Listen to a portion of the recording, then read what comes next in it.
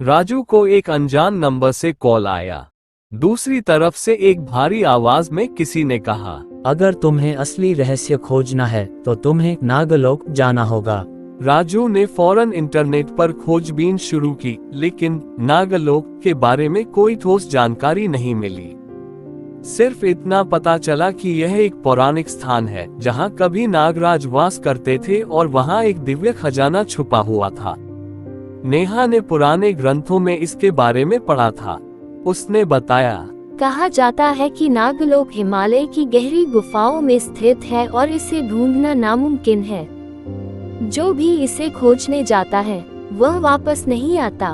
अमित हंसते हुए बोला, यानी ये परफेक्ट एडवेंचर है। राजू, नेहा और अमित ने अपनी यात्रा की तैयारी शुरू कर दी।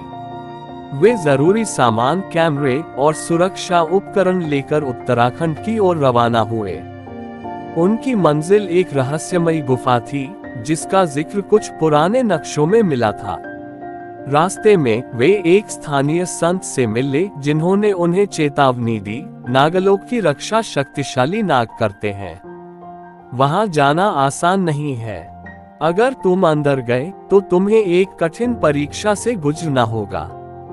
लेकिन एडवेंचर के शौकीन ये तीनों दोस्त पीछे हटने वाले नहीं थे।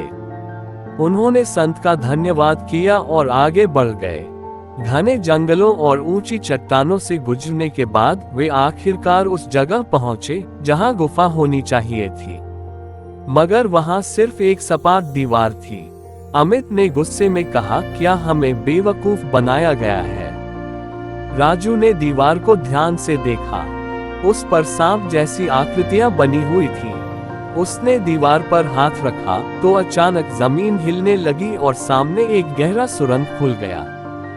यही है नागलोक का प्रवेश द्वार, नेहा उत्तेजित होकर बोली। तीनों ने टॉर्च जलाकर अंदर प्रवेश किया।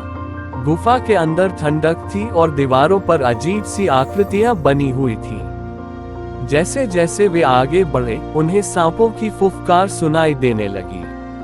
गुफा के अंदर जाते ही उनके सामने 3 रास्ते आ गए। हर रास्ते के ऊपर एक शिलालेख लिखा था, साहस का मार्ग, धैर्य का मार्ग, बलिदान का मार्ग। नेहा ने सोचा और कहा, हमें साहस का मार्ग चुनना चाहिए। यही असली परीक्षा होगी। जैसे ही वे उस रास्ते पर आगे बढ़े, अचानक जमीन से कई जहरीले नाग निकल आए। उनका फन उठ चुका था और वे गुस्से में फुफकार रहे थे। हमें शांत रहना होगा, राजू फुसफुसाया। नेहा ने याद किया कि नागों को मंत्रों से शांत किया जा सकता है। उसने धीरे धीरे एक पुराना नाग मंत्र पढ़ना शुरू किया, ओम नागेंद्राय नमः।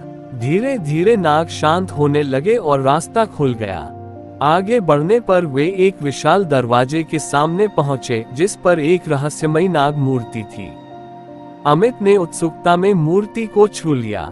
जैसे ही उसने ऐसा किया, पूरी गुफा कांप उठी और दरवाजा अपने आप खुल गया।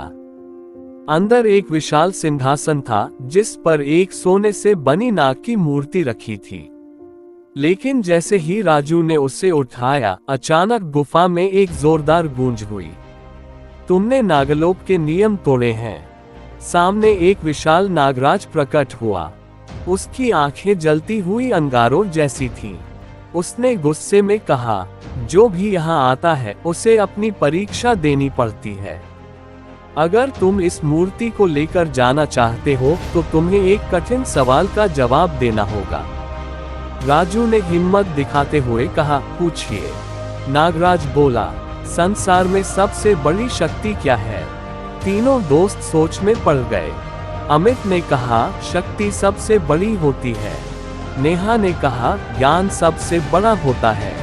लेकिन नागराज ने कोई जवाब नहीं दिया। राजू ने थोड़ी देर सोचा और फिर कहा, सबसे बड़ी शक्ति करुणा और प्रेम है। यही हर जीव को जोड़ता है और संसार को चलाता है। नागराज मुस्कुराया और बोला, तुमने सही उत्तर दिया। तुम यहाँ से जा सकते हो। नागराज ने उन्हें एक चमकती हुई मोती जैसी चीज दी और कहा, ये नागमणि है। इसे अपने पास रखो, ये तुम्हारी रक्षा करेगी। लेकिन ध्यान रहे, इसे लालच के लिए मत इस्तेमाल करना। तीनों दोस्त खुशी खुशी बाहर निकले। बाहर आते ही गुफा अपने आप बंद हो गई, जैसे कि वहां कुछ था ही नहीं। उन्होंने इस पूरी यात्रा को रिकॉर्ड किया था।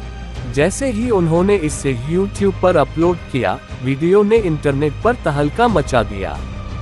लाखों लोग इसे देखने लगे और ये दुनिया भर में वायरल हो गया। लेकिन तभी राजू के पास एक और रहस्यमय संदेश आया। अगर तुम मौत से नहीं डरते हो, तो अगला संकेत तुम्हारे पास जल्द ही आएगा। तैयार रहना। YouTube एडवेंचर सीरीज पार्ट 4 को सबसे पहले देखने के लिए ट्रूथ इवेंट चैनल को सब्सक्राइब करें और बेल आइकन को प्रेस करें।